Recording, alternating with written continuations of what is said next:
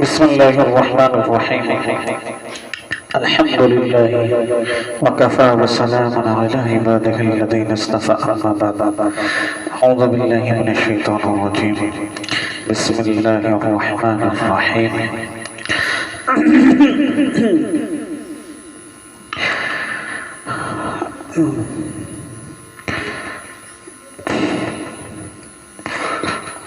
ولا نبلونكم بشيء من الخوف والجوع ونقص من الأموال والأنفس والثمرات وبشر الصابرين الذين إذا أصابتهم مصيبة قالوا إنا لله وإنا إليه راجعون. صدق الله العظيم.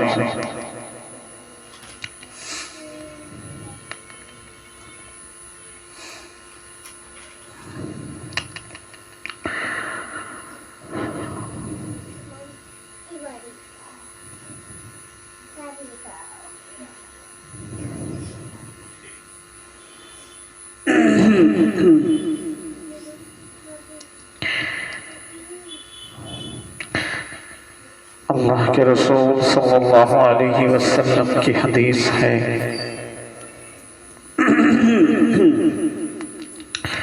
بخاری شریف کی حدیث ہے، حضرت حریرہ رضی اللہ تعالی عنہ بیان کرتے ہیں، حضور صلی اللہ علیہ وسلم نے ارشاد فرمایا کہ جس جگہ بھی جہاں بھی دین کی مجلس لگتی ہے، جہاں بھی دین کی مجلس لگتی ہے، ایسی مجلسوں کو فرشتوں کی جماعت ڈھونڈتی پھرتی ہے. فرشتوں کی جماعت زمین پر اترتی ہے اور ایسی مجلسوں کو ڈھونڈتی پھرتی ہے جہاں اللہ اور اس کے رسول کا ذکر ہوتا ہے، اور جہاں یہ مجلس مل جاتی ہے وہاں فرشتے آ کر کے بیٹھ جاتے ہیں ہمارے درمیان، ہمارے چاروں طرف، اور ایک جماعت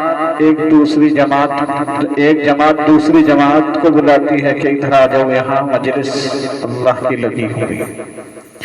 حدیث میں آتا ہے کہ اتنے فرشتے ہو جاتے ہیں کہ آسمان تک پتہ لگ جاتا ہے. یہ فرشتے نورانی مخلوق ہیں، یہ ہمیں نظر نہیں آتے، یہ لطیف ہیں، یہ ہماری نظروں سے غائب ہیں. یہ برکت والی مخلوق ہے جسے اللہ نے اپنے نور سے پیدا کیا ہے. یہ فرشتے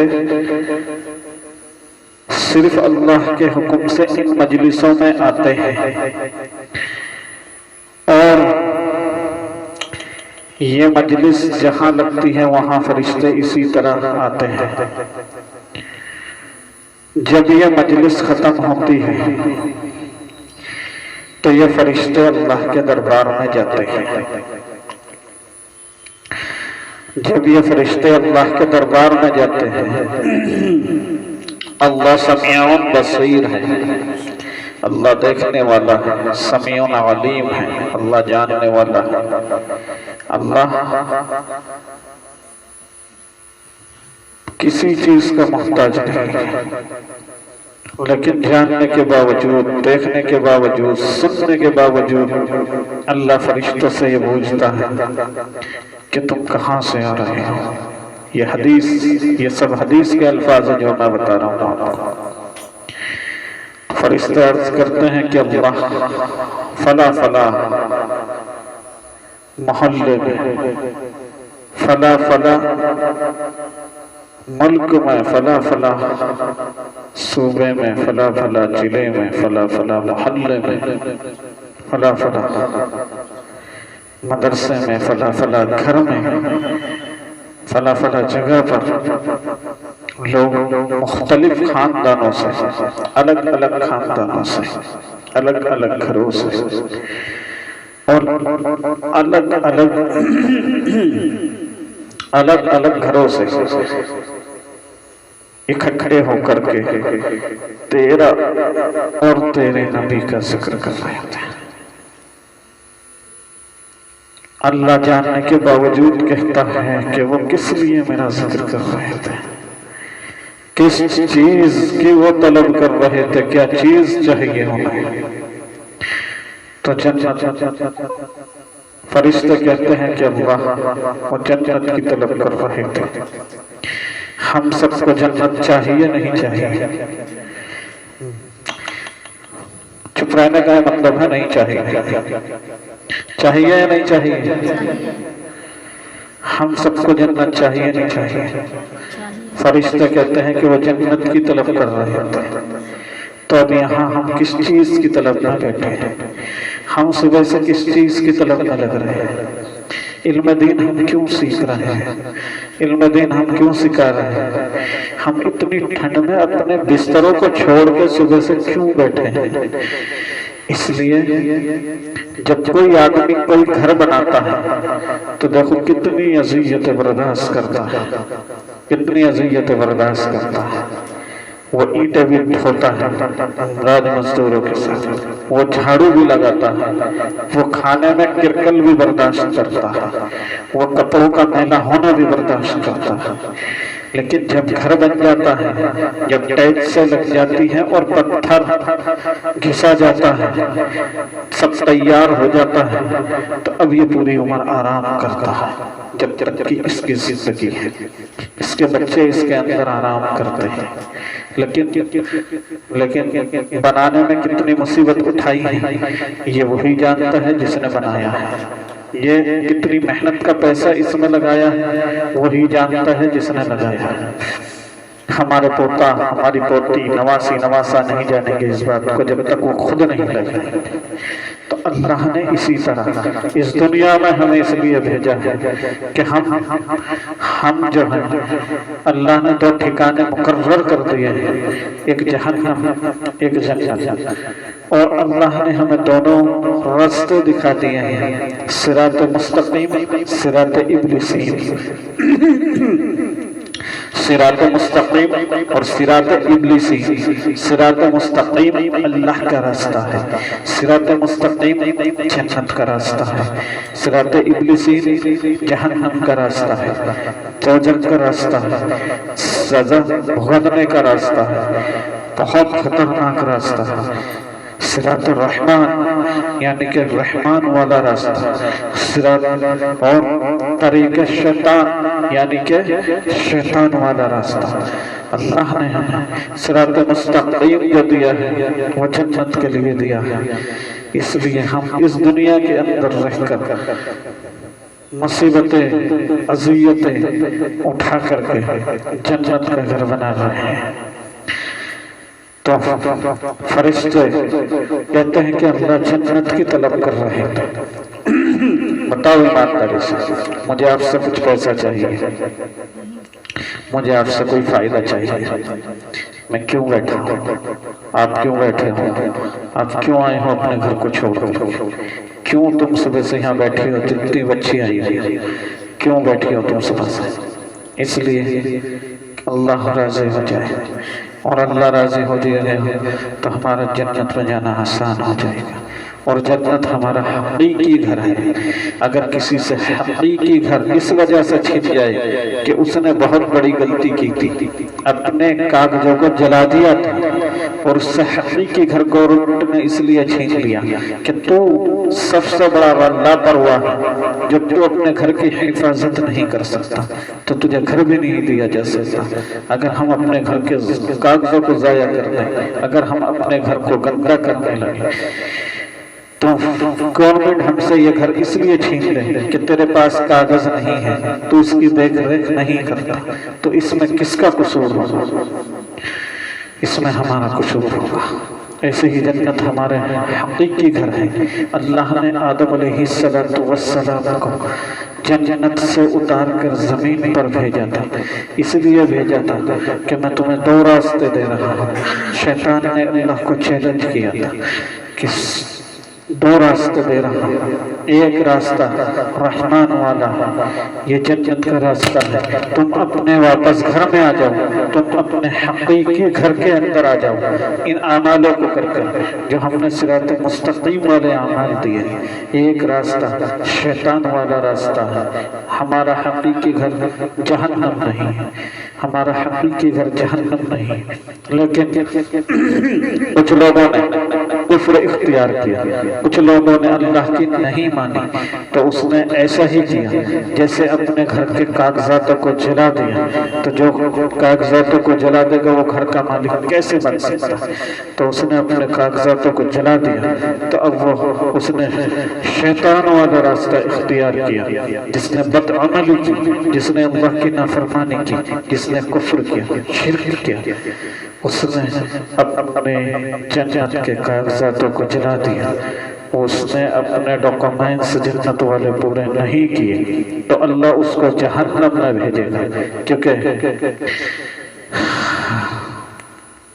اگر ہمارا پروف نہیں ہوگا اس ہندوستان کے اندر کہ ہم یہاں پیدا ہو رہے ہیں، ہم یہاں رہنے والے ہیں، تو ہندوستان کی حکومت بھی ہمیں اپنی سرزمین سے نکال کر کے باہر کر دے گی، اور اگر کسی ملک نے نہ لیا تو ہمیں ایسی جگہ ڈال دے گی کہ جہاں لمٹ کے ساتھ کھانا دیا جائے گا، جہاں لمٹ کے ساتھ کپڑا دیا جائے گا، بس حتیٰ کہ یہ ہے کہ ہمیں زندہ رکھا جائے گا، مگر ہم زندہ بھی مردوں کی طرح ہوگی، کوئی زندگی نہیں ہوگی وہاں۔ جیسے آپ نے دیکھا برما والے مسلمانوں کا حال کیا ہوا تھا، اللہ حفاظت کرے ان کی، ان کے بارے میں دعا کیا کرو۔ بارہا جنت ہمارا حقیقی ٹھکانہ ہے، تو فرشتے کہتے ہیں کہ اللہ یہ جنت کی طلب کر رہے ہیں، اللہ جاننے کے باوجود پوچھتا ہے کہ اللہ یہ کس چیز کی، اے میرے فرشتوں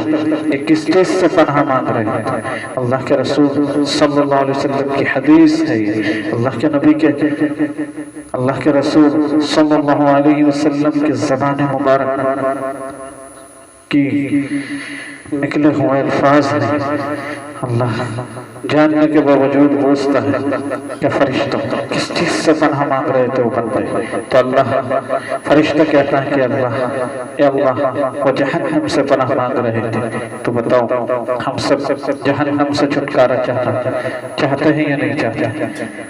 تو اللہ ان فرشتوں کی معصوم جماعت کو گواہ بناتا ہے، اور گواہ بنا کر کے یہ کہتا ہے کہ فرشتوں کی جماعت تم گواہ رہنا، تم گواہ رہنا، تم گواہ رہنا کہ میں نے ان سب کی مغفرت کر دی، میں نے ان سب کی مغفرت کر دی جو اس مجلس میں بیٹھے تھے۔ اللہ یہ نہیں کہتا کہ مجلس بہت چھوٹی تھی، اللہ کے رفیع نے اپنی حدیث میں یہ نہیں بیان کیا کہ مجلس بہت بڑی ہو تو جب یہ انعام ہے، اللہ کے نبی نے یہ بھی بیان نہیں کیا کہ مجلس جب بہت چھوٹی ہو تو جب یہ ایمان، جب یہ انعام ہے اللہ کی طرف سے، بلکہ اللہ کے رسول صلی اللہ علیہ وسلم کی حدیث میں الفاظ ہیں کہ جہاں اللہ کے ذکر کی مجلس لگتی ہے، جہاں حضور صلی اللہ علیہ وسلم پہ درود بھیجا جاتا ہے، ایسی مجلس کو فرشتے گھیر لیتے ہیں۔ اللہ کیا کہتا ہے کہ فرشتوں کی اے جماعت، اے فرشتوں کی جماعت تم گواہ رہنا، گواہ، اللہ گواہ بناتا ہے ان کو کہ میں نے ان کی مغفرت کر دی ہے، میں نے ان کے تمام گناہوں کو معاف کر دیا ہے، تمام گناہوں کو۔ دیکھو جس کے تمام گناہ معاف ہو جائیں گے تو وہ کل قیامت میں کن لوگوں میں ہوگا؟ وَأَمَّا مَنْ ثَقُلَتْ مَوَازِينُهُ فَهُوَ فِي عِيشَةٍ رَاضِيَةٍ وَأَمَّا مَنْ ثَقُلَتْ ثقال کس کو کہتے ہیں؟ ثقل کس کو کہتے ہیں؟ ثقل کس کو کہتے ہیں؟ عربی میں ثقیل کس کو کہتے ہیں؟ ساتھ کے ساتھ ثقل یثقل کے معنی کیا آتے ہیں؟ بھاری ہونے کے آتے ہیں۔ وزن کے بڑھ جانے کو ثقل کہتے ہیں عربی میں۔ وَأَمَّا مَن، جس شخص کے نام اعمال بڑھ جائیں گے، وَأَمَّا مَن ثَقُلَتْ مَوَازِينُهُ فَهُوَ فِي عِيشَةٍ رَاضِيَةٍ، اللہ اس سے اپنی رضا کا اعلان کر دے گا۔ فَهُوَ فِي عِيشَةٍ رَاضِيَةٍ، جس کی نیکیاں زیادہ ہو جائیں گی، بڑھ جائیں گی، بھاری ہو جائیں گی، اللہ اس سے اپنی رضا کا فَهُوَ فِي عِيشَةٍ رَاضِيَةٍ، اللہ اس سے اپنی راضی ہونے کا اعلان کر دے گا۔ قرآن کریم کہتا ہے اس بات کو۔ دوسری آیت ہے وَأَمَّا مَن خَفَّتْ خاف یخوف کے معنی کیا آتے ہیں؟ خاف یخوف کے معنی عربی میں کیا آتے ہیں؟ خوف۔ جب خوف کرتا ہے آدمی تو اس کا دل ہلکا ہو جاتا ہے، اس کا دل ڈر جاتا ہے۔ جب آدمی کے من میں اگر کسی پولیس والے کا بھی خوف آ گیا تو اس کا دل دھڑک جاتا ہے، دھک دھک دھک دھک کرنے لگتا ہے۔ جس کے دل میں موت کا خوف آ گیا، مثلا موت ہمارے سامنے ہے، آگ لگی ہوئی ہے چاروں طرف، اب ہمیں بچنے کا کوئی راستہ نہیں ہے، تو ہمارے دل میں دھڑکن تیز ہو جاتی ہے۔ ہمارے دل کی دھڑکن تیز ہونے کی علامت یہ ہے کہ اب ہمارے دل نے کام کرنا چھوڑ دیا ہے، اب ہمارا دل جو ہے کام کرنا بند کر دیا ہے ہمارے دل میں، یہ ہلکا ہو چکا ہے۔ ہماری اس ڈر کی وجہ یہ ہے، ڈر خوف کی وجہ یہ ہے، خوف کو کہتے ہی اس لیے ہے کہ یہ بدن کی ساری چیزوں کو ہلکا کر دیتا ہے۔ اللہ کے خوف سے جو لوگ اللہ کے خوف سے روتے ہیں وہ موٹے ہو ہی نہیں سکتے۔ جو اللہ کا خوف کرتے ہیں، جو قبر کا خوف کرتے ہیں، وہ لوگ ہمیشہ ہلکے رہتے ہیں، دنیا کا بوجھ بھی ان کے پیچھے نہیں رہتے، اور دنیا کی محبت کا بوجھ بھی ان کے دل میں نہیں رہتا، وہ ہلکے ہو جاتے ہیں۔ تو بہرحال خاف یا خوف کے معنی ہلکا ہونے کے آتے ہیں۔ تو وَأَمَّا مَن خَفَّتْ مَوَازِينُهُ فَأُمُّهُ حَاوِيَةٌ وَمَا أَدْرَاكَ مَا هِيَ، اللہ کے رسول صلی اللہ علیہ وسلم کو مخاطب کر کے اللہ نے ارشاد فرمایا وَأَمَّا مَن خَفَّتْ مَوَازِينُهُ، اور جس کا نام اعمال ہلکا ہو جائے گا، ترازو میں جس کا نام اعمال ہلکا ہو جائے گا، وَأَمَّا مَن خَفَّتْ مَوَازِينُهُ فَأُمُّهُ حَاوِيَةٌ، تو اس کے لیے حاویہ کا فیصلہ کر دیا جائے گا، حاویہ۔ اور پھر اللہ نے اپنے نبی کو مخاطب کر کے فرمایا، کیا فرمایا؟ وَمَا أَدْرَاكَ مَا هِيَ وَمَا أَدْرَاكَ مَا هِيَ، کہ محمد صلی اللہ علیہ وسلم آپ جانتے بھی ہو کہ حاویہ کیا چیز ہے، ماہیہ حاویہ کیا چیز ہے۔ وَمَا أَدْرَاكَ مَا هِيَ نَارٌ حَامِيَةٌ، نَارٌ حَامِيَةٌ۔ اپنی زبان میں اگر ہم ترجمہ کریں، آسان زبان میں اگر ہم ترجمہ کریں کہ وہ دہکتی ہوئی خطرناک آگ ہے، جس میں انسان کو ہلکے اعمال، جن کی نیکیاں ہلکی ہو گئیں، کم ہو گئیں، ان کو داخل کیا جائے گا۔ تو جہنم ہے، تو اللہ کہتا ہے کہ میں نے ان کی مغفرت کر دی۔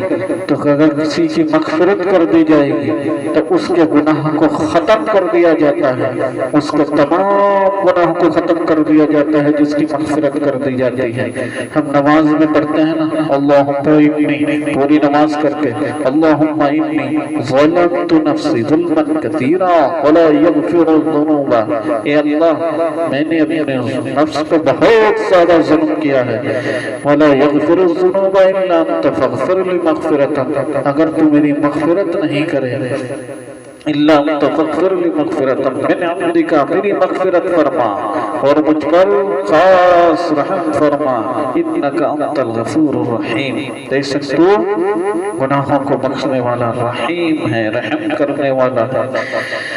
تو تمام تمام گناہ جب معاف ہو جاتے ہیں تو قدرتی ہماری ایک نیکی میں گناہ ایک پلڑوں میں گناہ رکھے جائیں گے، دوسرے پلڑوں میں نیکی رکھی جائے گی، تو جب ہمارے گناہ ہوں گے ہی نہیں تو نیکی تو کا پلڑا تو خود بخود بھاری ہو جائے گا۔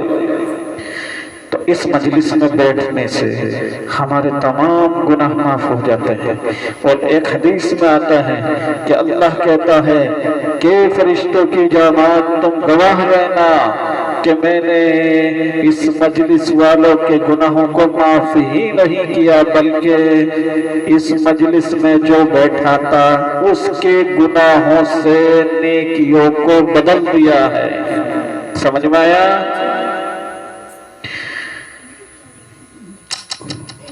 بیان نہیں کرتے ہم، مجھے میں بیان نہیں کرتا۔ جب یہاں بیٹھو تو بیان اور تقریر سننے کے لیے مت بیٹھے کرو، تم سے ریکویسٹ کرتا ہوں بس میں۔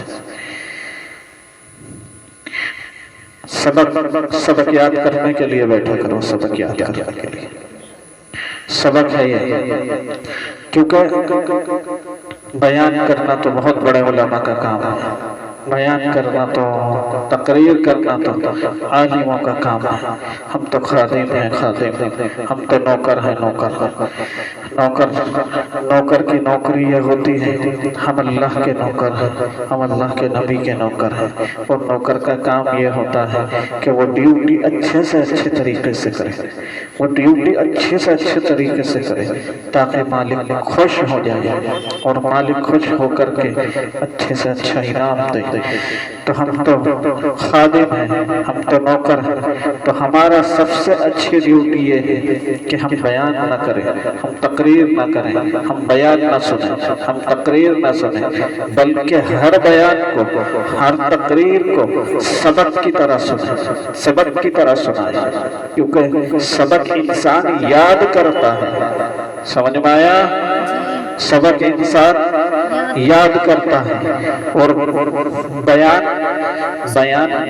بیان سن کے انسان سن ہو جاتا ہے۔ تو بیان سنو مت، تقریر سنو مت، تقریر کو سبق بناؤ، سبق۔ کوئی بھی تقریر سنو، کوئی بھی بیان سنو، اس کو یاد کرو، یاد۔ تو اللہ کے رسول صلی اللہ علیہ وسلم کی میں نے آپ کو ایک حدیث سنائی ہے بخاری شریف کی۔ اللہ کے رسول صلی اللہ علیہ وسلم نے اس مجلس کی اتنی بڑی فضیلت بتائی ہے کہ ایک حدیث میں تو یہی فرما دیا کہ اللہ ان کے گناہوں کو معاف ہی نہیں کرتا بلکہ ان کے گناہوں کو نیکیوں سے بدل دیتا ہے، نیکیوں سے۔ اگر کوئی یہ کہنے لگے کہ یہ چپل آپ کے اچھے نہیں لگ رہے، میں بہت خوبصورت چپل دیتا ہوں آپ کو، یہ چپل کو پھینک دو، تو پھینک دو، اور جب یہ خراب ہونے آئیں گے تو پھر لے لینا انہیں پھینک کے۔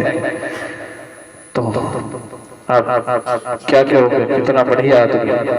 ایک آدمی کہنے لگے آپ کپڑے پرانے ہو گئے، انہیں دھویا مت کرو، پھینکو، نئے کپڑے پہنو، اور جب یہ پرانے نہ ہونے پائے تو پھر پرانے نئے لے لینا۔ تو ہم کیا کہیں گے اس کو؟ اللہ ہمارے گناہوں کے بدلے میں نیکیاں دیتا ہے اس مجلس میں بیٹھنے کی برکت سے۔ دیکھو جتنا کام خاص ہوتا ہے اتنے ہی کوئی بھی انسان ہو، جتنا کام خاص ہوتا ہے، جتنا کام خاص ہوتا ہے اتنا ہی انسان اسے خاص لوگوں کو دیتا ہے۔ سمجھ میں آیا؟ آپ اپنے گھر کا کچن کس کے ہاتھ میں دو گے؟ بتاؤ کس کے ہاتھ میں؟ آپ اپنے گھر کا کچن اسی کے ہاتھ میں دو گے جس کو سلیقہ آتا ہے، جس کو طریقہ آتا ہے، جو صاف صفائی رکھتا ہے۔ آپ اپنے گھر کے بستر پہ کس کو بٹھاؤ گے؟ آپ اپنے گھر کے بستر پہ اس کو ہی بٹھاؤ گے جو ظاہری طور پر صاف ستھرا رہتا ہو، صفائی کا پابند ہو۔ کوئی بھی انسان ہو اپنی خصوصی اچھی چیز اسی کو بخشتا ہے جو اس کی نظر میں اچھا ہے۔ تو اللہ کی نظر میں ان مجلسوں کی بہت بڑی قیمت ہے۔ اللہ ان مجلسوں میں اسی کو بلاتا ہے جس سے محبت کرتا ہے۔ سمجھ میں آیا؟ اللہ ان مجلسوں میں اسی کو بلاتا ہے جس سے محبت کرتا ہے، اور اللہ اس سے محبت نہیں کرتا جو اس ایسی مجلسوں میں آنے کی کوشش نہیں کرتا۔ اللہ ان سے محبت نہیں کرتا، کیونکہ محبت یحب، میں نے تمہیں بتایا تھا پڑھاتے ٹائم کہ حب یحب کے معنی کیا آتے ہیں عربی میں؟ حب یحب، حبن کے معنی بیج کے آتے ہیں، اور کیسے بیج کے آتے ہیں؟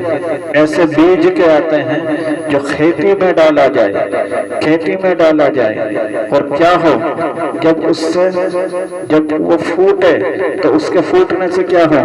مثل الذین ينفقون اموالهم فی سبیل اللہ کمثل حبۃ انبتت کمثل حبۃ، جب اس وہ بیج پھوٹتا ہے، کمثل حبۃ انبتت، جب اس کی بالیاں اس میں سے نکلتی ہیں تو کتنی نکلتی ہیں؟ کمثل حبۃ انبتت سبع سنابیلا، سبع سنابیلا، کتنی بالیاں نکلتی ہیں؟ ایک میں سے 7 بالیاں نکلتی ہیں، اور سبع سنابیلا فی کل سنبلۃ مئۃ حبہ، فی کل سنبلۃ مئۃ، اس کو کہتے ہیں عربی میں مئۃ حبہ، اور ہر ایک بالی میں سے 100 دانے نکلتے ہیں، 100 دانے نکلتے ہیں۔ تو حبہ کے معنی یہ ہوتے ہیں۔ تو حبہ یحب، حبت کے معنی محبت کے آتے ہیں عربی میں۔ تو محبت وہ لفظ ہے کہ جس سے جو اتنی گہرائی میں جاتا ہے، جس سے اتنی محبت پھوٹتی ہے، اللہ اس کو اپنی اس مجلس میں آنے کی، بیٹھنے کی توفیق دیتا ہے۔ حبہ، خیر اگر میں اس طرح تفسیر کروں گا تو بہت ساری تفسیر ہو جاتی ہے۔ کل ملا کے بات یہ ہے کہ اگر ہم ہمارے محلے میں، ہمارے مدرسے میں، جہاں ہمارے بچے پڑھتے ہیں، ایسی جگہ ایسی مجلسیں لگتی ہیں، اور ہم ان مجلسوں میں شامل نہ ہوں تو یہ ہماری بڑی بد نصیبی ہے، کیونکہ اللہ کوشش کرنے والوں سے محبت کرتا ہے۔ اللہ کوشش کرنے والوں سے، نہ کوشش کرنے والوں سے اللہ محبت نہیں کرتا۔ اتنا بڑا محلہ، اتنا بڑا محلہ، اگر ہر گھر سے نہیں کہتا ہوں میں، اگر محلے کے آدھے گھروں سے، میں آدھے گھروں سے بھی نہیں کہتا، اگر محلے کے 250 گرام گھروں سے، یعنی کہ محلے کے 4 حصے کر دیے جائے، محلے کا ایک حصہ، محلے کا ایک حصہ، اور ان میں سے ایک لیڈیز آ جائے تو جب بھی اس گھر میں جگہ نہیں ملے گی۔ اتنا بڑا محلہ ہے ہمارا، لیکن دین کی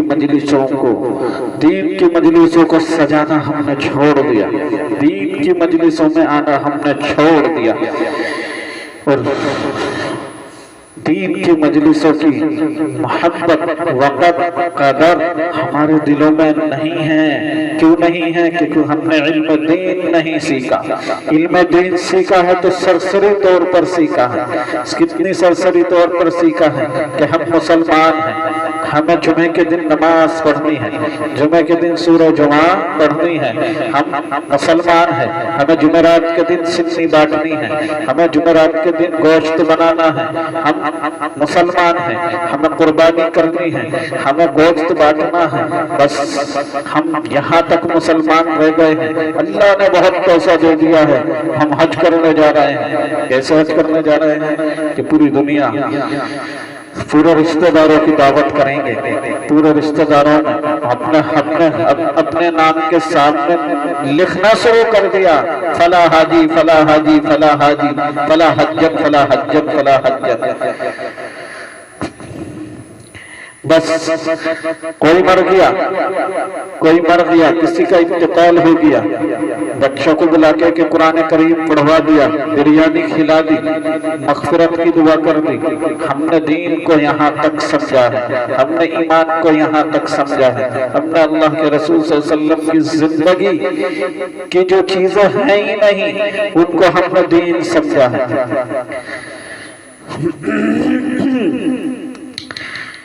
بعض آدمی تو ایسے ہیں کہ بتاؤ نئی سال پہ قرآن خوانی کرا رہے ہیں، کیا کہیں ان سے؟ نئے سال پہ قرآن خوانی کرا رہے ہیں؟ تمہارے ابا کا نیا سال، تمہارے والد محترم پیدا ہوئے تھے اس میں۔ اگر کوئی یہ پوچھے کہ نیا سال اس کی حقیقت کیا ہے، اس کی حقیقت کیا ہے اسلام میں، تو کوئی حقیقت نہیں ملتی، کوئی حقیقت نہیں ملتی۔ اور اب تو اتنی بڑی پیمانے پہ بدتمیزی ہونے لگی ہے مسلمانوں میں، اللہ کا عذاب روکے ہوئے ہیں۔ اللہ کے رسول صلی اللہ علیہ وسلم کا راتوں کا رونا، حضور صلی اللہ علیہ وسلم کی دعاؤں نے ہمارے اوپر سے اللہ کے عذاب کو روک رکھا ہے، ورنہ ہم ہر وہ کام کر رہے ہیں کہ اللہ کو عذاب بھیجنا طے ہے، اللہ عذاب بھیجنا طے کر چکا ہے۔ ہم ہر وہ کام کر رہے ہیں۔ ہر مسلمان کنٹری میں نیا سال ایسے بنایا گیا ہے، اس قدر جوش و خروش سے بنایا گیا ہے، اس قدر جوش و خروش سے بنایا گیا ہے، ایسا لگتا ہے کہ عید کی کبھی خوشیاں بھی نہیں دیکھی ہم نے اس طرح بناتے ہوئے مسلمانی کنٹریوں کو۔ اور جہاں آقا مدنی محمد رسول اللہ صلی اللہ علیہ وسلم جس ملک میں پیدا ہوئے ہیں، اس ملک والوں نے نیا سال ایسا بنایا ہے جیسے یہ انہی کی تہذیب ہو۔ اللہ سے راتوں کو اٹھ کر رو لیا کرو کہ اللہ ہم پر عذاب نہ بھیجیو، ہماری نسلوں پر عذاب نہ بھیجیو۔ کیا ہو گیا مسلمانوں کو؟ کیا ہو گیا مسلمانوں کو؟ انگریزیت کے پیچھے اتنے ہاتھ دھو کر پڑے ہیں، ایسے ہاتھ دھو کر پڑے ہیں، ارے انہوں نے تمہاری بیٹیوں کو ننگا کر کے اسٹیج پر نچا دیا ہے، انہوں نے تمہاری اولادوں کا ایمان چھین لیا ہے کالجوں کے ذریعے، اور تم سارا دن اپنا اسکولوں میں لگا کے اس بات کا فخر کر رہے ہو کہ ہم اپنے بچوں کو مفتی شمائل ندوی جیسے بنائیں گے۔ کچھ لوگ تو باؤل ہو گئے مولانا مفتی شمائل ندوی کو دیکھ کرتے، اور یہ کہنے لگے کہ دیکھو اسکولوں میں اس لیے تو پڑھانا ضروری ہے۔ کیسے جواب دیا ان کی باتوں کا؟ ایمانداری سے دل پہ ہاتھ رکھ کے بتاؤ کہ مفتی شمائل ندوی نے، مفتی ہے، مفتی ان کے آگے لگا ہوا، ڈاکٹر نہیں لگا ہوا ان کے آگے، انجینئر نہیں لگا ہوا ان کے آگے، پروفیسر سے لگا ہوا ان کے آگے، کیا لگا ہوا ہے؟ مفتی۔ کہ مفتی شمائل ندوی نے 24 گھنٹے میں سے 1.5 گھنٹہ، 1 گھنٹہ، 1.25 گھنٹہ دیا ہوگا دینی تعلیم کے لیے، اور 24 گھنٹے 23 گھنٹے دیا ہوں گے انگریزی تعلیم کے لیے۔ اتنا دماغ خراب ہو گیا ہے ہماری قوم کا کہ اس ڈیبیٹ کو دیکھ کے یہ کہنے لگے دیکھو اسی لیے تو اسکول پڑھانا ضروری ہے۔ میں برائی نہیں کر رہا ہوں مفتی صاحب کی، میں کہتا ہوں کہ ہمارا سر بلند کیا ہے اس شخص نے، پوری دنیا کے اندر مسلمانوں کو بلندی ادا کی ہے اللہ نے اس شخص کے ذریعے۔ دعا کرنی چاہیے ایسے لوگوں کے لیے، میں ان کو مخالفت نہیں کر رہا ہوں کوئی، مگر یہ بتاؤ کہ مفتی صاحب نے صرف 1 گھنٹہ دیا ہوگا، 1.25 گھنٹہ دیا ہوگا، 1.5 گھنٹہ دیا ہوگا دین اسلام سیکھنے کے لیے کہ ان کو مفتی کا لقب ملا، اور ایسے جواب دیے اس کو ملحد کو کہ وہ خود دانتے تلے انہوں نے انگلی دبا لی. اور دیکھو تصویر کا ایک رخ دیکھ رہے ہیں، ایک رخ کہ اسی لیے تو اپنے بچوں کو اسکول پڑھانا چاہیے. تمہیں میری بات سمجھ میں آ رہی ہے؟ اندر والوں میری بات سمجھ میں آ رہی ہے تمہیں؟ ساری بات جب سمجھ میں آئے گی مفتی شمائل ندوی کا آپ وہ مقابلہ دیکھ لے جو جاوید اختر سے ہوا ہے، تو مفتی صاحب کے تو ہم بھی سراہنا کر رہے ہیں، ماشاءاللہ کرنی چاہیے. بہت بڑا کام کیا ہے، اللہ نے ان سے بہت بڑا کام لیا ہے. لیکن دوسرا رخ بھی دیکھو تصویر کا مسلمانوں، دوسرا رخ بھی دیکھو تصویر کا کہ یہ جاوید اختر کون ہے. کون ہے جاوید اختر؟ کون ہے جاوید اختر؟ یہ فلموں میں کہانیاں لکھتا ہے، یہ فلموں میں گانے لکھتا ہے. یہ جاوید اختر ہے کون؟ یہ جاوید اختر کسی کافر کے گھر پہ سے نہیں آیا، یہ کسی یہودی کے گھر پہ سے نہیں، یہودی کے گھر میں پیدا نہیں ہوا جاوید اختر. بات سمجھ میں آ رہی ہے آپ کے؟ یہ جاوید اختر کسی عیسائی ماں کا بیٹا نہیں ہے. یہ جاوید اختر ایسے شخص کا پوتا ہے جس نے ہندوستان میں جب انگریز نے ظلم کی حد پار کر دی تھی، جس کے دادا نے انگریز سے جنگ کرنے کے لیے فتویٰ دیا تھا، وہ ایسے عالم کا پوتا ہے. کون؟ جاوید اختر. کس کا پوتا ہے؟ مولانا فضل حق خیر آبادی کا پوتا ہے. یہ سمجھ میں آیا؟ تاریخ پڑھ لینا گوگل سے نکال کے، مولانا فضل حق خیر آبادی کی کہیں پڑھ لینا، کتاب منگا کر کے اگر کوئی ملتی ہو مولانا فضل حق خیر آبادی کی. بس مولانا مفتی شمائل ندوی کو تو آپ دیکھ رہے ہو، لیکن یہ نہیں دیکھ رہے ہو کہ یہ جاوید اختر آیا کہاں سے ہے. اسے کسی یہودی، یہ کوئی یہودی باپ کا بیٹا نہیں ہے، یہ عیسائی ماں کا بیٹا نہیں ہے. کس کا پوتا ہے؟ جس نے انگریزوں کی اتنی مخالفت کی تھی، یہ فتویٰ دیا تھا کہ انگریزوں کی فوج میں داخل ہونا، انگریزوں کی فوج میں داخل ہونا بھی حرام ہے. انگریزوں کی فیکٹری کا کپڑا بنایا ہوا پہننا بھی حرام ہے. انگریزوں کی جتنی بھی اشیاء ہیں، چیزیں ہیں، ان کو استعمال کرنا حرام ہے.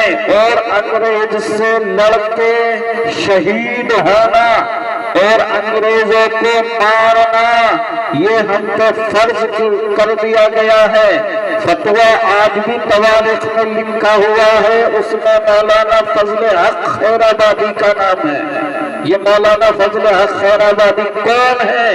اس جاوید اختر کے دادا ہے، دادا. اس بات سے کیا بتانا چاہتا ہوں میں آپ کو؟ کیا بتانا چاہتا ہوں اس بات سے میں آپ کو؟ کہ جب ہم نے اپنی اولادوں کو کالج کے حوالے کر دیا، جب ہم نے اپنی اولادوں کو اسکول کے حوالے کر دیا اور دین کی خوشبو بھی سنائی، دین کی مہک بھی سنائی، بزرگوں کا سایہ بھی نہیں ڈلنے دیا، تو پھر جاوید اختر جیسے بیٹے، جاوید اختر جیسے پوتے ہمارے بھی پیدا ہوں گے. بلکہ میں کہتا ہوں یہ تو کم ہے، اس سے بھی زیادہ پیدا ہوں گے اگر ہم نے ان کو صرف کالج کے گودوں میں ڈالے رکھا اور اسکولوں کی گودوں میں ڈالا رکھا. کیا بتاؤ ایمانداری سے دل پہ ہاتھ رکھ کے سوچو دل پہ ہاتھ رکھ کے کہ جس مولانا فضل حق خیر آبادی نے اتنی جدوجہد انگریز کے بارے میں کی ہے کہ اس نے یہ امید کی ہوگی کہ میرے نسل میں ایسا بیٹا پیدا ہو جائے گا جو اللہ کا انکار کرے گا، جو حضور صلی اللہ علیہ وسلم کی تبرک اڑائے گا۔ سوچا ہوتا کبھی مولانا نے اس بات کے بارے میں؟ لیکن میں کہتا ہوں کہ 100 جہادوں سے افضل ایک جہاد ہے، 100 جہادوں سے افضل ایک جہاد ہے، ایک جہاد کہ اپنی نسلوں میں علم دین کو پیدا کر دو، اپنے نسلوں میں علم دین کو کوٹ کر کے ڈال دو۔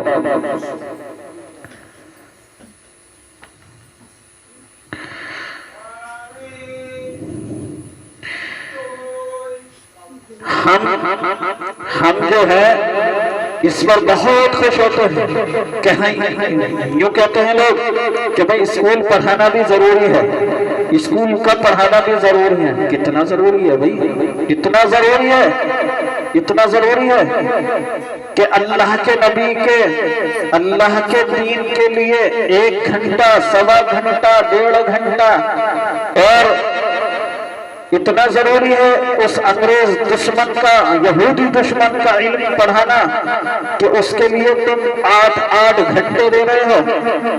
ایسے ماں باپ بھی ہیں میرے پاس ایسے ماں باپ کے بچے بھی ہیں کہ جن کے اگر 3 گھنٹے لگ گئے تو فون آتا ہے کہ 3 گھنٹے ہو گئے آج تو ہمارے بچے کو۔ ایسا لگتا ہے کہیں چرچ میں بیٹھا ہے ہمارا بچہ، کہیں جوئے خانے میں بیٹھا ہے ہمارا بچہ۔ وہ مجھے بتاتا ہے 3 گھنٹے ہو گئے آج تو۔ میں اپنے گھر کی صفائی کرا رہا ہوں، میں اپنے کپڑے دھلوا رہا ہوں۔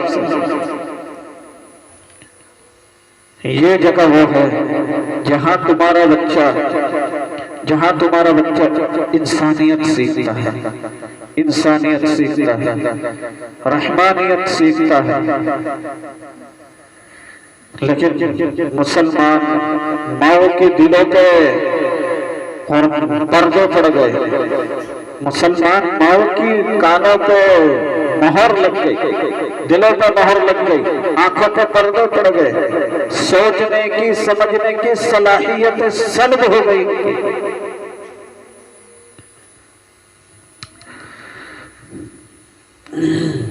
ہم اپنے گھر سے نکلتے ہیں، روڈ کراس کرتے ہیں، مزار پڑتا ہے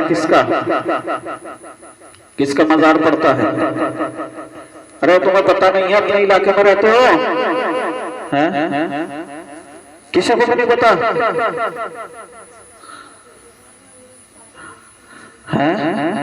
بتاؤ، اپنے ولیوں تک کو نہیں جانتے ہو؟ ارے اپنے قبرستان بھی نہیں جانتے ہو؟ کس کا مزار پڑتا ہے جب ہم روڈ کراس کرتے ہیں، روڈ پار کرتے ہیں؟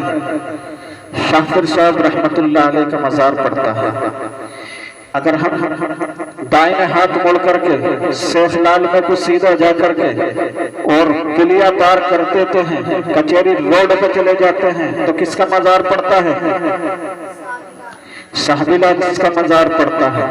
اگر ہم ہاپور روڈ پہ چلے جاتے ہیں، ہاپور اڈے سے آگے چلے جاتے ہیں، تو چھتری میں داخل ہو جاتے ہیں، تو پھر کس کا مزار پڑتا ہے؟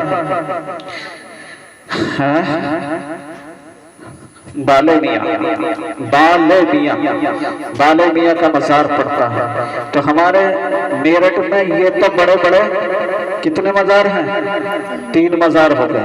ہم عیدگاہ کی طرف چلتے ہیں، عیدگاہ میں داخل ہوتے ہیں، عیدگاہ کے پڑوس میں قبرستان ہے، وہاں کس کا مزار پڑتا ہے؟ حاجی صاحب کا مزار پڑتا ہے۔ یہ مزار کن کے ہیں؟ یہ 4 مزار میں نے اپنے میرٹھ کے بڑے بڑے مزار بتائے ہیں آپ کو۔ یہ 4 مزار کس کے ہیں؟ جلدی بولو کس کے ہیں یہ 4 مزار؟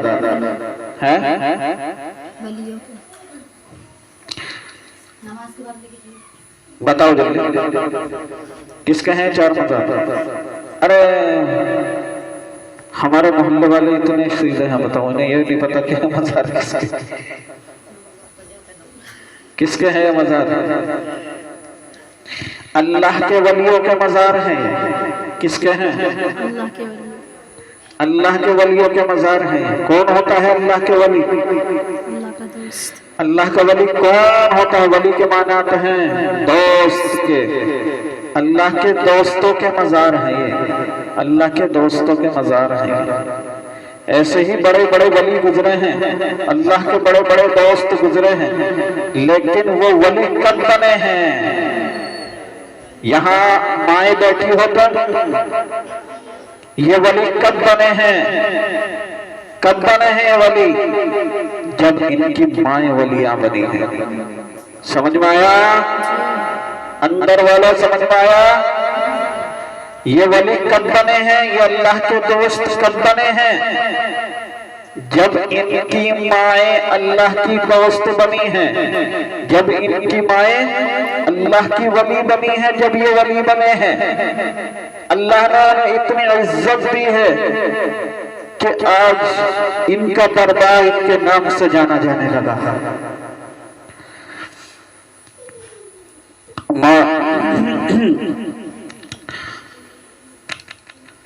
خواجہ قطب الدین بختیاری کاکی رحمت اللہ علیہ ولی ہیں اللہ کے۔ کون؟ خواجہ قطب الدین بختیاری کاکی رحمت اللہ علیہ۔ بس آپ قطب الدین ہی یاد رکھو تو غنیمت ہے۔ خواجہ قطب الدین اللہ کے ولی ہیں، اللہ کے ولی ہیں۔ کسی نے یوں کہا کہ ماشاءاللہ تیرا بیٹا قطب الدین تو ایسا لگتا اللہ کا ولی بنے گا، تو اس نے اس عورت کو مخاطب کر کے یہ کہا کہ بنے گا انشاءاللہ، یقیناً بنے گا، لیکن تجھے پتا ہے کس کی وجہ سے بنے گا؟ کہنے لگے کہ اس کے عمل، اس کے اعمال افعال سب ولیوں جیسے ہیں۔ تو ان کی والدہ نے کہا کہ تجھے پتا ہے کہ اس کے اعمال افعال ولیوں جیسے کیوں ہیں؟ یہ میری وجہ سے ہے۔ سمجھ میں آیا؟ کیا کہا ان کی ماں نے؟ یہ میری وجہ سے ہیں۔ کہنے لگی تیرا کیا کمال ہے اس میں؟ فرمایا کہ میں نے جب تک اس کو دودھ پلایا ہے، 2.25 سال دودھ پلایا ہے، میں نے کسی دن بھی ایسا نہیں کیا کہ بغیر وضو کے، بغیر درود پڑھے، بغیر قرآن کا پارہ پڑھے اس کو دودھ پلایا ہو۔ اندر والیوں سمجھ میں آ رہا ہے آپ کی؟ اور ہماری عورتیں بغیر موبائل دیکھے، بغیر گانا گائے، بغیر غزلیں پڑھے اپنے بچے کو دودھ پلائے گی تو یہ ولی بنے گا؟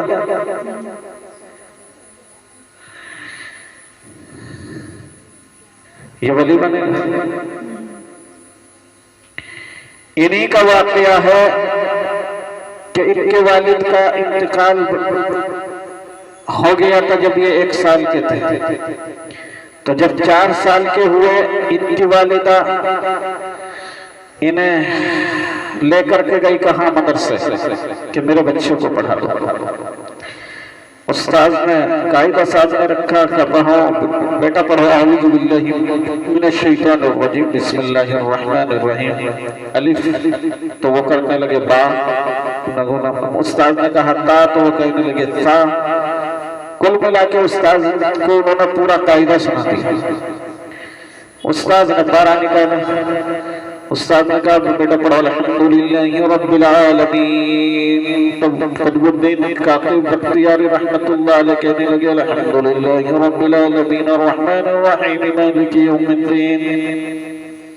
پورا 12 پڑھ دیا تو استاذ کہنے لگے بیٹا کہاں تک پڑھے گا؟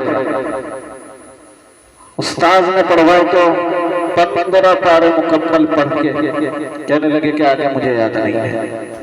سمجھ میں آیا؟ کتنے پارے؟ اندر والیوں بولو۔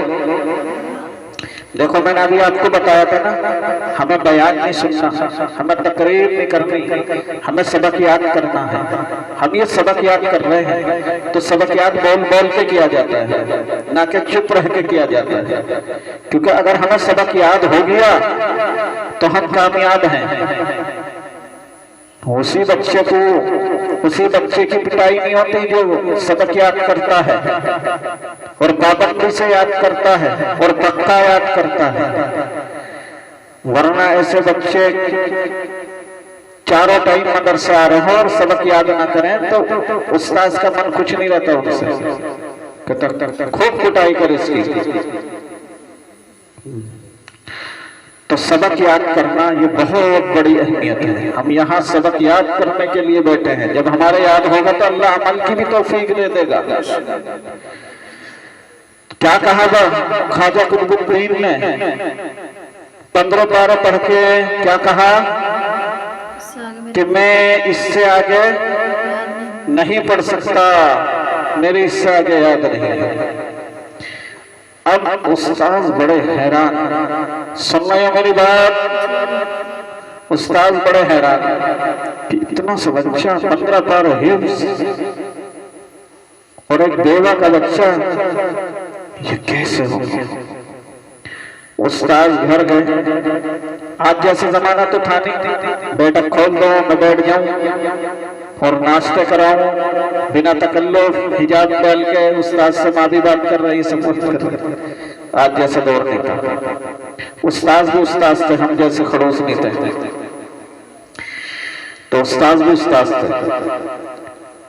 آج ہم کسی کے در پر جائے وہ ہمیں اندر نہ بٹھائے تو ہم ناراض ہو جاتے ہیں، تو وہ استاذ بھی اس بات کو سمجھتے تھے کہ اکیلی عورت ہے، مجھے اندر نہیں جانا۔ گئے چوکھٹ پر، سلام کیا، فرمایا کون؟ کہنے لگے قطب الدین کا استاد۔ کہنے لگے حضرت کیسے زحمت فرمائی؟ کہنے لگے مائی صرف ایک بات بتا دیں، مجھے رات بھر نیند نہیں آئی کہ اس بچے نے 15 پارے کیسے حفظ کری، اس بچے نے 15 پارے کیسے حفظ کیے۔ سمجھ میں آ رہا؟ جاگ رہا ہونا تو اندر والے جاگ رہا ہونا، سمجھ میں آیا؟ استاذ نے کیا سوال کیا کہ تیرے بیٹے نے 15 پارے اتنی سی عمر میں کیسے حفظ کیا، کیسے حفظ؟ تو ان کی والدہ کہنے لگی کہ میرے یہاں کوئی اس زمانے میں خادمہ رکھنے کا دور تھا، اکثر نوکر گھر کا کام کیا کرتے تھے۔ کہنے لگی میرے کوئی خادمہ نہیں ہے، میں غریب ہوں، میں تنخواہ کہاں سے دوں گی، میں اس کا خرچ کہاں سے پورا کروں گی، میرا خرچ بہت مشکل سے پورا ہوتا ہے۔ تو میں جب اپنا گھر کا کام کرتی ہوں تو صبح سے شام تک لے کر چلتے پھرتے اٹھتے بیٹھتے کام کرتے، میرے 15 پارے حفظ تھے تو میں وہ پارے پڑھتی رہتی تھی۔ جب مجھے حمل تھا تو اس وقت بھی میں نے ان 15 پاروں کی 9 کے 9 مہینے روزانہ تلاوت نہیں چھوڑی تھی، یعنی کہ روزانہ 15 پاروں کو میں روزانہ پڑھتی تھی۔ تو مجھے نہیں پتا کہ اس نے کیسے یاد کیا یہ، سمجھ میں آیا؟ تو جب ماں ولیہ بنے گی تو بیٹے ولیہ بنے گے، ولی بنے گی۔ ماں کے 15 پارے حفظ تھے، وہ حمل کے دوران روزانہ پڑھتی تھی، تو بچے کے گھٹنے میں، بچے کی بنیاد میں، بچے کے دل و دماغ کی بنیاد میں اللہ نے 15 پارے ڈال دیے۔ جب ہماری بیٹیاں، ہماری بچیاں، ہماری بہنیں حمل والی ہوتی ہیں تو کیا کرتی ہیں؟ پورا سیریل دیکھتی ہیں۔ اب ایمانداری سے بتاؤ، پوری فلمیں دیکھتی ہیں، پورا گانا سنتی ہیں، بے حجاب بے پردہ بازاروں میں گھومتی ہیں، شادیوں میں منڈپوں میں جاتی ہیں۔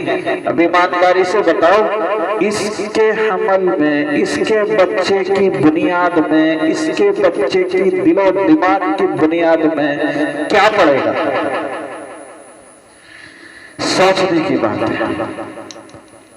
कुल मिला के हमें अल्लाह ने बहुत बड़ी जिम्मेदारी दी है। सिर्फ 2, 3, 4 इससे ज्यादा बात नहीं करूंगा।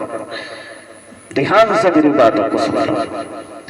अल्लाह ने अगर हमें बाप बनाया है तो अल्लाह ने हमें बहुत बड़ी जिम्मेदारी दी है। अल्लाह ने अगर हमें माँ बनाया है तो अल्लाह ने हमें बहुत बड़ी जिम्मेदारी दी है।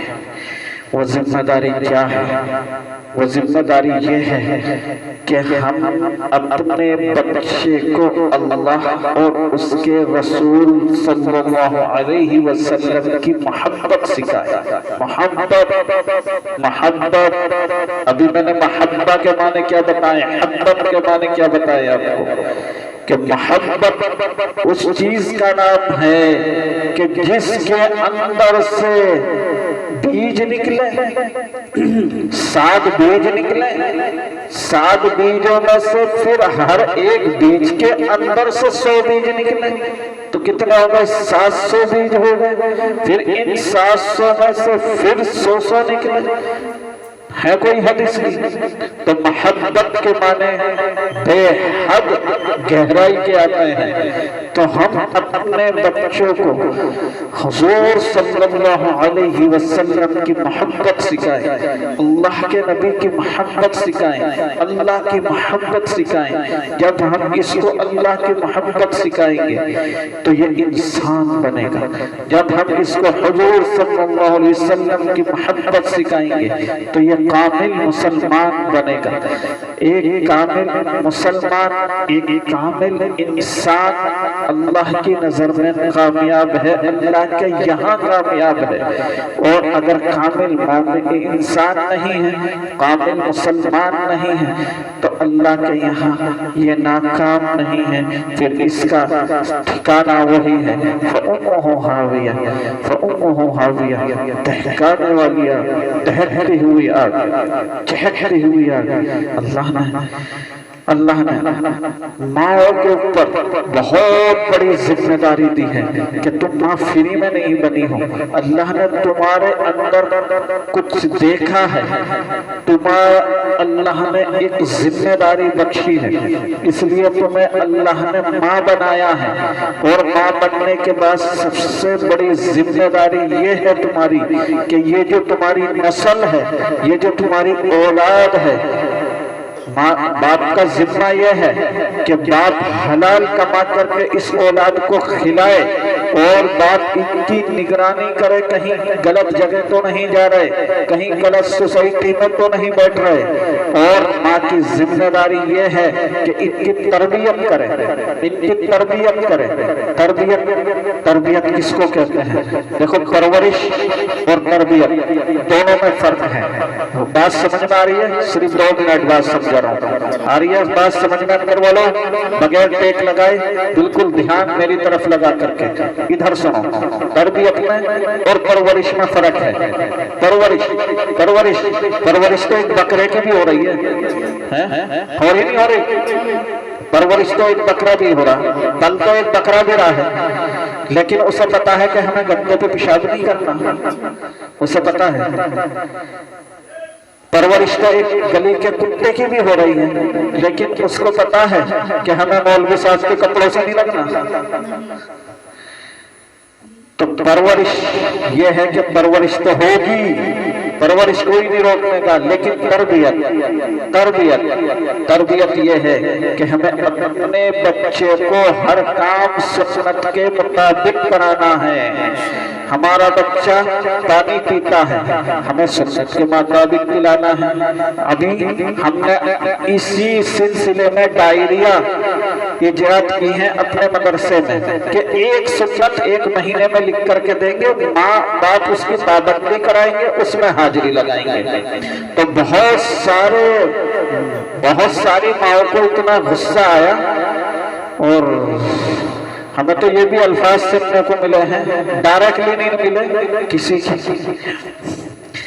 किसी के उस हवाले से आ गए हों, कैसे भी आ गए हों। वो क्या कहते हैं, واسطہ کسی کے واسطے سے آ گئے ہیں تو بہرحال الفاظ پیدا ہوئے کبھی تو واسطے سے آتے ہیں، تو واسطے سے آئے ہوں گے کہ بہت سی ماؤں نے یہ کہا کہ اب یہ نیا ہلا نکال کے لیا ہے۔ ہلا، ہلا یا ہلو کے معنی کیا آتے ہیں؟ ہلا، ہلا یعنی کہ کچھ ہلا پانی کرو، یہ ہلا نہیں ہے، یہ ہلا نہیں ہے۔ جتنی بھی یہاں بیٹھی ہو کان کھول کے سنو، یہ ہلا نہیں ہے۔ یہ جو ہم نے ڈائریا ایجاد کیا یہ ہلا نہیں ہے، یہ کوئی تمہیں پریشان کرنے کا ذریعہ نہیں ہے۔ قسم خدا کی اس وقت کو یاد کرو جب قبر میں تمہیں لٹا دیا جائے گا۔ تصور کرو اپنے دماغ میں تصویر لاؤ کہ میں نے کفن پہن رکھا ہے ان کپڑوں کی جگہ، اب مجھے جو ہے قبر میں لٹا دیا ہے، اب اوپر سے لوگ بند کر رہے ہیں، اب لوگ لوٹ رہے ہیں ہمیں بند کر کے۔ تصور کرو، دماغ میں خیال کرو کہ لوگ ہمیں لوٹ رہے ہیں اب بند کر کے۔ اب فرشتے آئیں گے، کیسے فرشتہ؟ جس کا منہ ہماری دیگ کی برابر ہے، جس دیگ میں ہم کھانا بناتے ہیں، اور اس کے ہاتھ میں ایسا ہتھوڑا ہے اگر پوری دنیا کے آدم علیہ السلام سے لے کر کے قیامت تک کے انسان، سمجھ میں آیا؟ آدم علیہ السلام سے لے کر کے قیامت تک کے انسان جو قیامت تک پیدا ہونے والے ہیں، اور جب سے جناتوں کی پیدائش ہوئی ہے اور قیامت تک جتنے پیدا ہوئے ہیں، سب مل کر اگر اسے اٹھانا چاہیں تو ہلا بھی نہیں سکتے۔ اتنا بھاری ہتھوڑا فرشتوں کے ہاتھ میں ہوتا ہے جن کا نام منکر اور نکر ہے۔ وہ کیا کہتے ہیں وہ آتے ہیں، ہمارے آدھے بدن میں جان پڑ جائے گی، جیسے 40 قدم ہمیں دفنا کے چلیں گے لوگ تو ہمارے آدھے بدن میں جان پڑ جائے گی، ہمیں بٹھایا جائے گا، وہ فرشتے ہمارے منہ سے دفن اٹھائیں گے، بھیانک دیگ کی برابر۔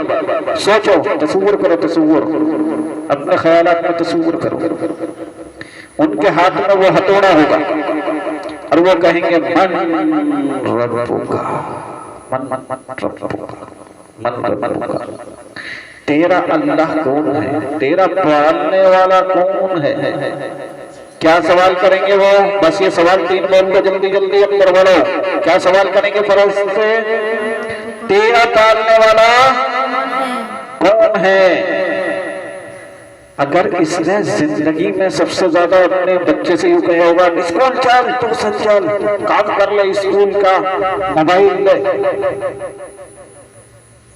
تو اس کی قدرت اس کے منہ سے نکلے گا اسکول، ٹیوشن، اور پھر یہ کہے گا ہا لا ادری، لا ادری، ہائے میں نہیں جانتا، ہائے میں نہیں جانتی میرے پالنے والا کون ہے۔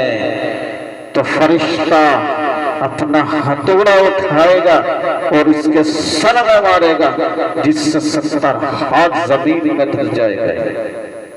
70 ہاتھ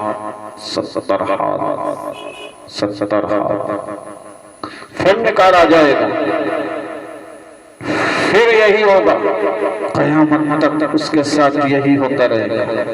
اس کی قبر میں جہنم کی کھڑکی کھول دی جائے گی۔ سوچو، اگر اپنے بچے کو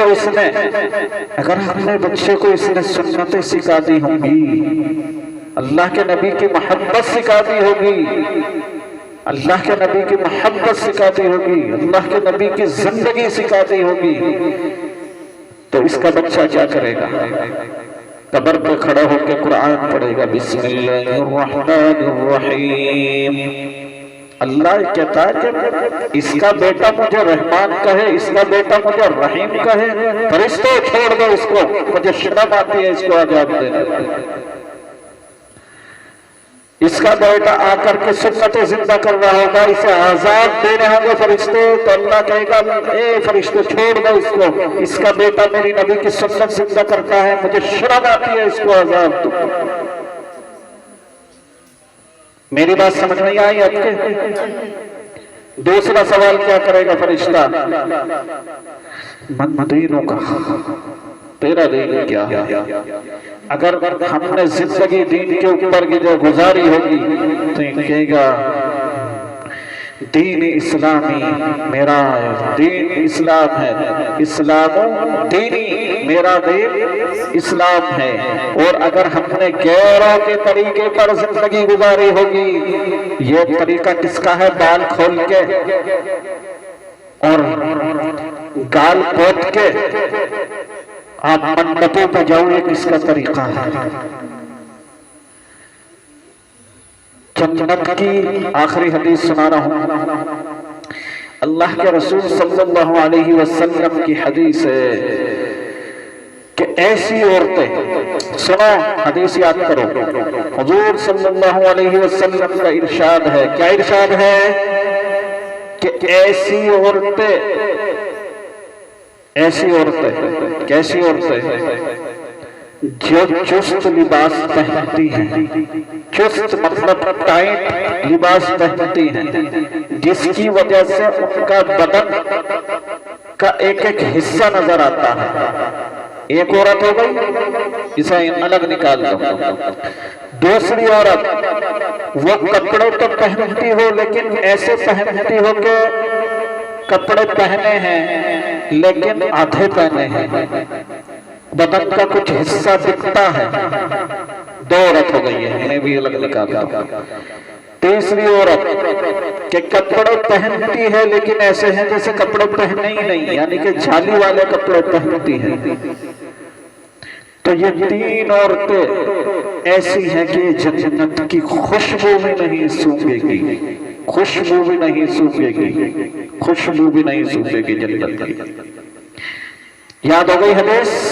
اندر والا حدیث یاد ہو گئی؟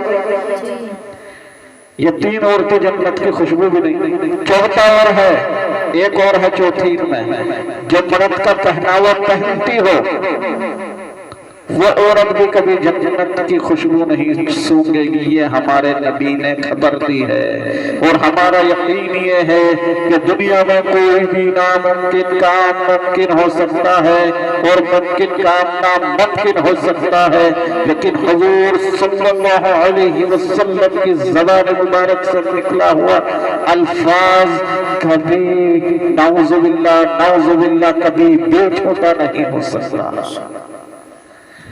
تو اپنے بچوں کو اللہ کی محبت سکھاؤ۔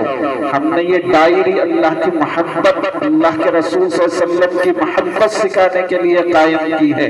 ہم آپ کو ایک سنت لکھ کے اس لیے دیتے ہیں، اس میں ایک سنت کی پابندی اتنی کراؤ کہ آپ کا بچے کے زندگی میں اتنی رس جائے بس جائے ایک سنت کہ اسے یہ نہ کہنا پڑے کہ پانی پی رہا ہے بیٹھ جا، پانی 3 سانس میں پی، اس لیے یہ سنتے ہیں۔ سمجھ میں آیا؟ تو اپنے بچوں کو محبت سکھاؤ اللہ کے رسول کی، اور محبت کیسے سکھاؤ؟ اللہ کے نبی کی سنتیں سکھاؤ، سنتوں کی پابندی کراؤ، یہ محبت سکھا دیا آپ نے۔ اللہ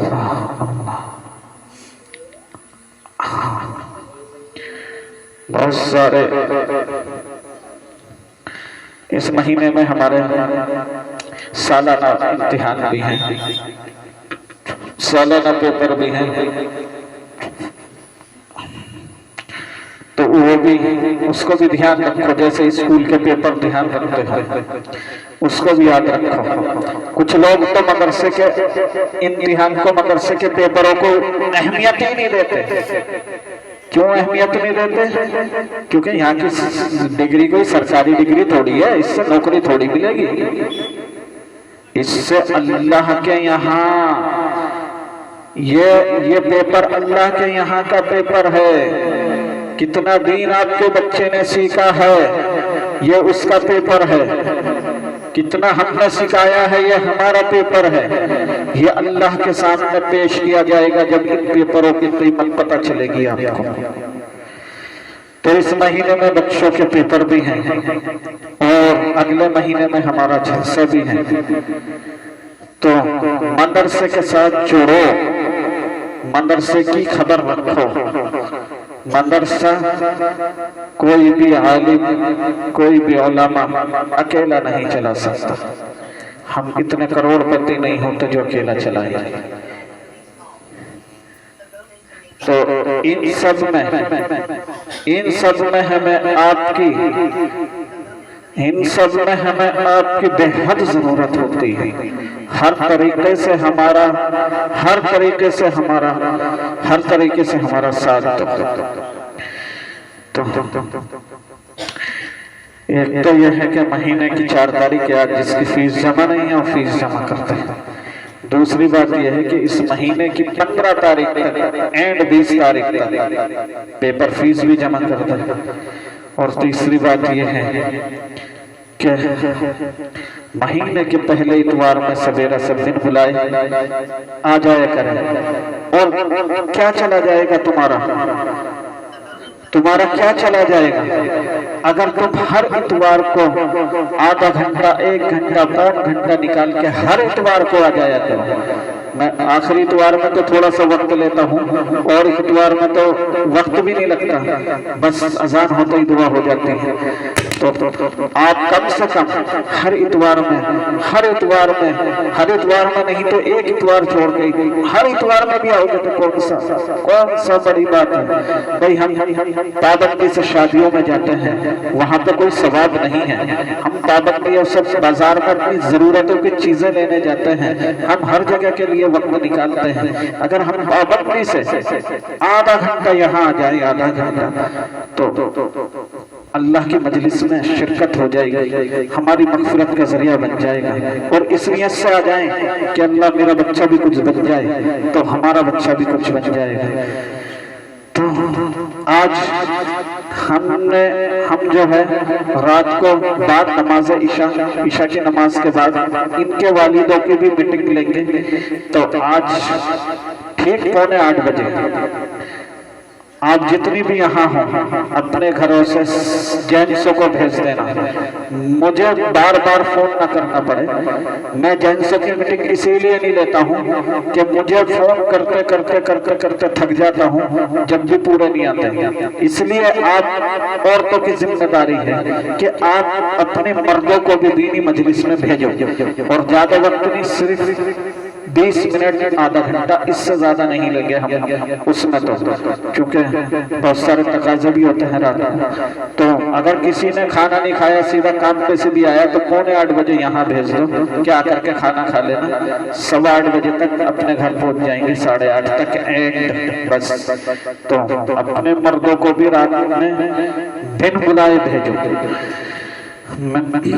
اللهم صل على محمد وعلى آل محمد كما صليت على إبراهيم وعلى آل إبراهيم إنك حميد مجيد. اللهم بارك على محمد وعلى آل محمد كما باركت على إبراهيم وعلى آل إبراهيم إنك حميد مجيد. ربنا آتنا في الدنيا حسنة وفي الآخرة حسنة وقنا عذاب النار. رب انصرني على القوم المفسدين. يا حي يا قيوم برحمتك نستغيث. لا إله إلا الله الحليم الكريم. سبحان الله رب العرش العظيم. لا إله إلا أنت سبحانك إني كنت من الظالمين. لا إله إلا الله الحليم الكريم. سبحان الله رب العرش العظيم. ربنا هب لنا من أزواجنا وذرياتنا قرة أعين واجعلنا للمتقين إماما. لا إله إلا أنت سبحانك إني كنت من الظالمين. يا أرحم الراحمين، یا اکرم الاکرمین، یا رحمان یا رحیم، یا مولا کریم، ہم پر رحم فرما دے۔ یا اللہ رات کے اندھیرے میں، دن کے اضالے میں، جان کے انجانے میں جتنے بھی صغیرہ کبیرہ خطائیں کی ہیں اپنے کرم سے معاف فرما دے۔ یا اللہ ہماری ان اولادوں کو معامل عالم دین بنا دے، حافظ قرآن بنا دے، عالم دین بنا دے۔ یا اللہ ان کو سارے عالم میں یا اللہ دین پھیلنے کا ذریعہ بنا دے۔ یا اللہ ہمارے اس مدرسے کو اپنی بارگاہ میں قبولیت عطا فرما دے یا اللہ ہمارے اس مدرسے کا فیض قیامت تک جاری فرما یا اللہ ہمارے اس مدرسے کا فیض سارے عالم میں عام فرما دے یا اللہ اس میں پڑھنے والے ہر ایک طالب علم کو باعمل عالم دین حافظ قرآن بنا دے یا اللہ ان کی نسلوں میں ان کے ذریعے دین قائم کرنے کا ذریعہ بنا دے یا اللہ حاسدوں سے مفسدوں سے مخالفوں سے فتنوں سے یا اللہ ہر سرور و فتن سے یا اللہ بد نظروں سے یا اللہ ہمارے مدرسے کی ہمارے طالب علموں کی یا اللہ ہمارے مشن کی ہمارے اہل و عیال کی اور ہماری حفاظت فرما یا اللہ بھرپور حفاظت فرما یا اللہ اس مدرسے کو چلانے کے لیے اپنے خزانہ غیب سے ہمیں ذریعہ عطا فرما یا اللہ آمدنی کے ذریعے عطا فرما یا اللہ یا اللہ قرضے سے خلاصی عطا فرما یا اللہ جو پیسہ اس مدرسے میں لگا تھا یا اللہ اس سے قرضے سے خلاصی عطا فرما یا اللہ جو مسلمان قرضدار ہیں انہیں بھی قرضے سے خلاصی عطا فرما یا اللہ جو بیمار ہیں انہیں شفا عطا فرما یا اللہ جو بے روزگار ہیں انہیں حلال طیب برکت والی آسان روزی عطا فرما یا اللہ جنہیں تو نے روزگار دے رکھے ہیں ان کے روزگار میں برکت عطا فرما یا اللہ جو مسلمان یا اللہ ناحق قید ہے ظالموں کے قید میں ہے یا اللہ انہیں یا اللہ رہائی عطا فرما خصوصاً غزہ کے مسلمانوں کو فلسطین کے مجاہدینوں کی مدد اور حمایت اور حفاظت فرما یا اللہ ان کو سر بلند فرما یا اللہ ان کی گھروں کو ان کے نسلوں کو آباد فرما یا اللہ خصوصاً چین کے مسلمانوں کو ظالم کے ظلم سے نجات عطا فرما یا اللہ کشمیر کے برما کے ہندوستان کے مسلمانوں کی مدد فرما یا اللہ خصوصاً ہندوستان میں بسنے والے مسلمانوں کی قیامت تک آنے والی نسلوں کی ایمان کی مال کی جان کی حفاظت فرما یا اللہ یہ جو کچھ سرپرسند پارٹیاں ہیں ہمارے ہندوستان میں جو ہماری یا اللہ جو ہماری مساجدوں کو گرانا چاہتی ہیں یا اللہ جو ہمیں مرتد بنانا چاہتی ہے یا اللہ جو ہماری نسلوں کو یا اللہ مرتد کرنا چاہتی ہے یا اللہ ان کے سرور و فتن سے ہماری اور ہمارے اہل و عیال کی حفاظت فرما سارے عالم کے سارے ہندوستان کے مسلمانوں کی حفاظت فرما یا اللہ ان کے منصوبوں کو ناکام کر دے یا اللہ ہم یہاں جتنے بھی بیٹھے ہیں اپنے دل میں سوچنا چاہیے یا اللہ ہم جتنے بھی یہاں بیٹھے ہیں یا اللہ ہمارے دلوں میں جتنے بھی جائز تمنائیں ہیں اپنے فضل سے ان کو پورا فرما یا اللہ محتاجگی سے یا اللہ مفلسی سے یا اللہ ذلت سے رسوائی سے یا اللہ تباہی سے بربادی سے یا اللہ زنا سے کفر سے یا اللہ بخل سے شرک سے یا اللہ کم حمتی سے بزدلی سے یا اللہ ہر ایک حادثے سے ہماری اور ہمارے گھر والوں کی حفاظت فرما یا اللہ سارے عالم کے مسلمانوں کی حفاظت فرما یا اللہ ہم سارے ضرورتیں نہیں مانگ سکتے تجھ سے یا اللہ اپنے خزانے غیب سے ہماری تمام ضرورتوں کو پورا فرما یا اللہ حضور اکرم صلی اللہ علیہ وسلم نے جتنی خیر کی دعائیں مانگی ہیں یا اللہ ان میں ہمارا حصہ عطا فرما حضور صلی اللہ علیہ وسلم نے یا اللہ جن چیزوں سے پناہ چاہیے ہم بھی ان سے پناہ چاہتے ہیں ہمیں پناہ عطا فرما اللہ آدم علیہ السلام سے لے کر آج تک جتنے بھی مؤمنین مؤمنات مسلمین مسلمات گزر گئے سب کی بخشش اور مغفرت فرما سب کے درجے کو جنت میں بلند فرما یا اللہ خصوصاً ہماری والدین کی مغفرت فرما یا اللہ خصوصاً ہماری والدہ کو اس مدرسے کی طرف سے یا اللہ بہترین نعمل بدل عطا فرما جنت الفردوس میں اعلی مقام عطا فرما یا اللہ ہمارا دوست ایک بہت سیدھا سادہ تھا دلشاد اس کا انتقال ہو چکا ہے اللہ اس کی بھی مغفرت فرما یا اللہ یا اللہ یا اللہ یا اللہ ہماری فرانہ کے دادا تھے، ان کا نام تھا حبیب الرحمن، یا ان کا بھی انتقال ہو چکا گزشتہ دنوں، اے اللہ ان کی بخشش اور مغفرت فرما۔ ہماری بہت تواضع کیا کرتے تھے، ہمارا حق ہے کہ ان کی دعا، ان کے لیے دعا کریں، اس طرح تواضع کرتے تھے کہ میں بیان نہیں کر سکتا۔ اے اللہ ہماری طرف سے ان کو نعم البدل عطا فرما، یا اللہ ان کو کروٹ کروٹ چین اور سکون عطا فرما، یا اللہ جو بیمار ہے انہیں شفا عطا فرما۔ خصوصاً ہمارے یہاں جو بچہ پڑھتا ہے طلحہ، اس کے والد صاحب کو ٹیک آئے ہیں، اللہ ان کو بھائی محسن کو شفا عطا فرما، یا اللہ تندرستی عطا فرما، یا اللہ ان کی عمر میں، ان کی یا اللہ زندگی میں برکت عطا فرما، کاروبار میں برکت عطا فرما، یا اللہ جو بیمار ہیں سب بیماروں کو شفا عطا فرما، جن کے نام ہمیں یاد نہیں آ رہے یا اللہ انہوں نے ہم سے دعا کے لیے کہا تھا، یا اللہ سب کو شفا عطا فرما، یا اللہ خصوصاً مجھے بھی تندرستی اور توانائی اور شفا عطا فرما، کیونکہ کبھی کبھی حالت اچھی نہیں ہوتی، اللہ بہتر جانتا ہے کیوں نہیں، بس اتنی دعا کرتے ہیں اللہ ہر سرور و فتن سے، ہر جادو سے، اے اللہ یا اللہ ہر دشمنی سے، ہر حسد سے، یا اللہ ہر حاسد سے ہماری حفاظت فرما، ہم سب کی حفاظت فرما، یا اللہ محمد رسول اللہ صلی اللہ علیہ وسلم کے صدقے میں ہماری تمام دعاوں کو قبول فرما، صلی اللہ تعالی علی خیر خلقہ محمد وآلہ وآصحابہ اجمعین برحمتک یا ارحم الراحمین۔